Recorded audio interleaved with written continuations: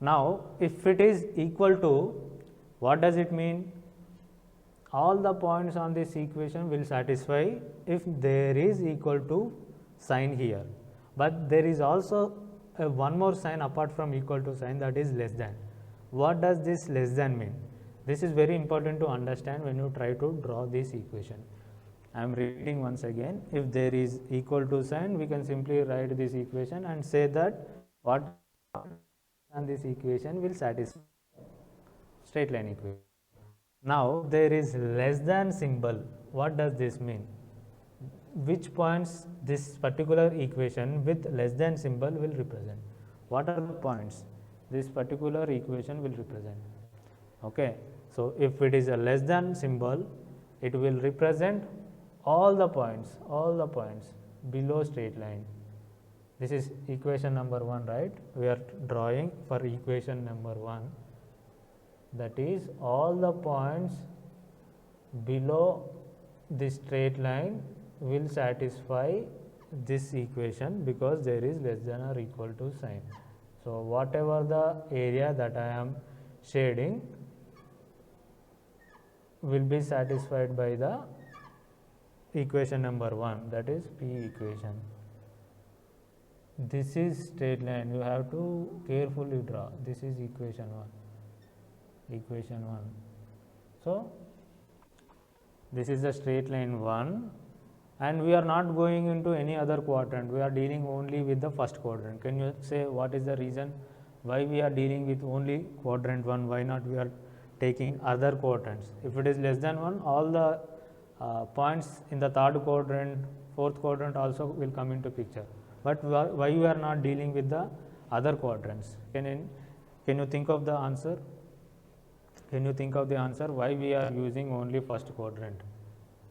Because this x1 and x2 are number of units of product, they can only be positive, they can't be negative. That is why we are dealing only with the positive region of the graph, only the positive values for both x1 and x2, and we are not dealing with any other quadrant because they involve in the negative sign. That is why we are shading up to this region only positive region. Now similarly, second equation, equation Q, this is second equation, this is the second equation, straight line. Now here also less than or equal to symbol is there. So what is the region? Is it above or below? It's below. Let's shade in different manner. You have to carefully draw. You have to look at the second equation and draw. Shade the region. Second line. Okay. First line shaded diagonally. Second straight line shaded vertically. Now equation number 3. Equation number 3, this is equation number 3. Here as well less than or equal to symbol is there. So all the points lying below this straight line will come into this equation. So I am shading in a horizontal manner.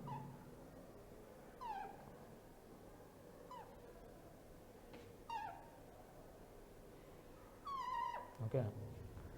So once again we have drawn 3 straight line equations on the graph, and depending upon the symbol, here less than or equal to symbol, we have shaded the regions. Now the given problem, you need to find out x1 and x2, and this x1 and x2, it should satisfy all these constant equations. When I say all these equations, what is that common region which is going to satisfy all the equations? You look at the region, you simultaneously draw the graph on your paper and try to identify which is that common region which will satisfy all the equations. You just try to identify from the graph. From the graph, identify what is that common region. Look at here. This is A and this is B. Okay, this is C, and what else? This is D. Okay, this A, B, C, D, this is O. Region O, A, B, C, D. This region is common region to all these equations. So that is why we are writing it as feasible region. Okay, O, A, B, C, D. This is the feasible region. Why? Because it satisfies all the constraint equations. Now, when you try to solve these equations, you need to identify what are these intersection points. D is the intersection point of equation number 1 and x-axis. That is already we have written 7.4 comma 0. Point A, this is the third equation. This is the intercept with the y-axis. Y-axis means x is 0.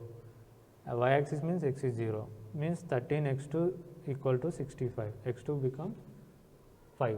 So 0 comma 5 is the intercept of third equation with y-axis. Similarly, you have to find equation B, equation C. Look at the point B. What is the point C here?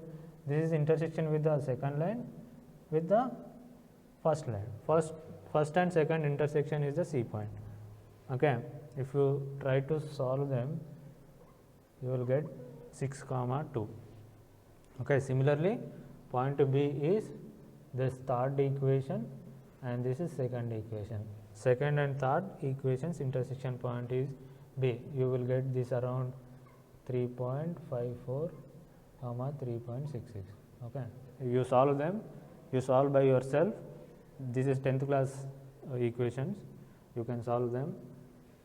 A you will get as 0 comma 5, B you will get as 3.54 comma 3.66, C you will get 6 comma 2, D 7.4 comma 0.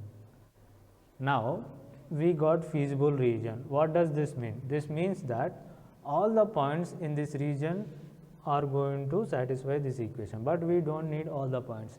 We need only one such point which can maximize our objective function. If you take any point in the feasible region, let's say this is 1 comma 0, any point you take in the feasible region, it is going to satisfy the objective function. Let's assume that, let's say 1 comma 0 we will take. What does it mean? x1 equal to 1, x2 equal to 0. It means that you have to produce 1 unit of A and 0 units of B, and let's say this is one condition. How much profit you will get? x1 equal to 1, x2 0. So 60 rupees of profit you will get. But what if you put 2 comma 0? If you put 2 comma 0, that means 2 units of A, 0 comma 0 units of B, you will get 60 into 2, 120 rupees of profit. Clearly 2 comma 0 is a better option than 1 comma 0. Okay, but we need what is that extreme point. What is that extreme point which can give us the maximum value? So only the extreme values can give the maximum value. Obviously 3 comma 0 definitely is better than 2 comma 0. Here you have to reach up to 7.4 comma 0. All the points on the straight line will give lesser profit than these extreme points. What do you understand from this? It means that only the extreme points can give us the maximum profit. This makes our problem very simple. Why? Because there are infinite number of points in this region. All points will satisfy, but we need optimum solution. You cannot or you should not try to find out the answer for all the points. Only the corner points you have to find out the profit, and whichever corner point will give us the maximum value, that becomes the optimal condition. So it makes our job easier. Only corner points you have to check. A is 0 comma 5, B is 3.54 comma 3.66, and C is 6 comma 2, D is 7.4 comma 0. These are the corner points. only these points, one of these points can give us the maximum value. Now, what is that value? We have to find out. Only 4 points, right? We have to substitute these 4 points in the objective function. If you put 0, 5, x1 equal to 0, x2 equal to 5, this becomes 0, 70 into 5, 350. Similarly, if you substitute 3.54 comma 3.66 in the objective function, you get around 466.6. Now, some people confuse what is this 3.54, 3.66, because you can produce 3.54 units of product here. Either you produce 3 units or produce 4 units. How can you produce 3.54? This is some common doubts people get. What you need to understand here is that it is just theoretical. In practical case, you definitely go with this answer. That is why there are 2 more steps, right? Verification and implementation. In that 2 steps, we will have to adjust. If this comes as optimal value, we will have to adjust. But in our syllabus, we don't have to go for 5 steps, and this is only theoretical value. That's what you need to understand.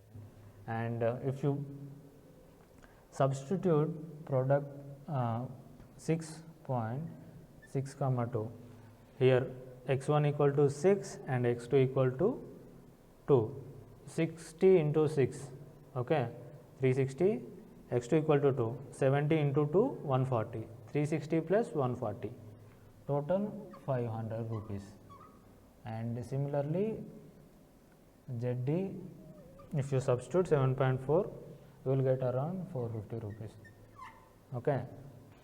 So, this is the problem, first step, and the second step is to write mathematical modeling. And in the mathematical modeling, 3 steps are there. First step is to identify the decision variable, second step is to write the objective function, third step is to write the constraint equation. So, this entire 3 steps comes under mathematical modeling. So, in research methodology, once you write mathematical models, the third step is to find out the solution, and one such solution method that we are going for is graphical method.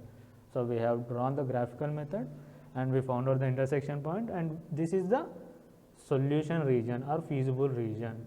So, only corner points we have to check, and we have identified the corner points, we substituted, and these are the profits that you get. Now, you can simply identify and tell which is the optimal condition, which product mix is the optimal condition here, which product mix is the optimal condition here. This is 500 rupees, product mix C, it means 6 units of product A, 6 units, and 2 units of product B, 6 units of product B, 2 units of product B. If you produce, you will get 500 rupees profit for the given problem. Any point that you take, you will not get a profit more than 500. You take any point in this feasible region, everything will come under 500 rupees only. Only this C point gives us the maximum profit is maximum profit. This is not just a profit, this is maximum profit of 500 rupees. Okay. So, this is your problem. If you know how to write this mathematical equation, you can draw the graph, because graph is very basic, and from intersection points you can find the corner points, and if you find the corner points, you substitute in the objective function and find out which corner point is giving the maximum value, that is your answer. So, this is all about graphical method. Thank you very much.